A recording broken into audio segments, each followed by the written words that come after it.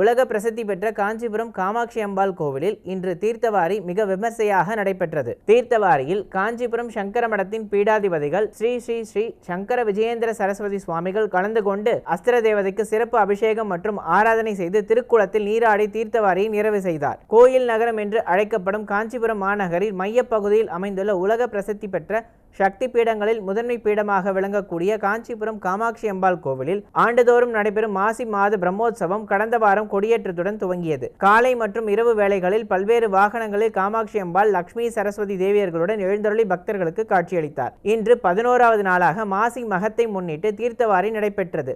இந்த தீர்த்தவாரி காமாட்சி அம்பாள் கோவிலில் உள்பிராகாரத்தில் உள்ள குளத்தில் அம்பாள் எழுந்தருளி பக்தர்களுக்கு காட்சியளித்தார். இதில் சங்கர மடத்தின் பீடாதிபதிகள் ஸ்ரீ சங்கர விஜயேந்திர சரஸ்வதி சுவாமிகள் பங்கேற்று அஸ்திர தேவதைக்கு பால், தயிர், மஞ்சள் மற்றும் வாசனை திரவியங்களால் சிறப்பு அபிஷேகம் மற்றும் ஆராதனை செய்து தீர்த்தவாரியை நிறைவு செய்தார். அஸ்திர தேவதையுடன் குளத்தில் தீர்த்தவாரி நிகழும்போது சங்கராச்சாரிய சுவாமிகளும் உடன் நீராடி இதில் கலந்து கொண்டார்.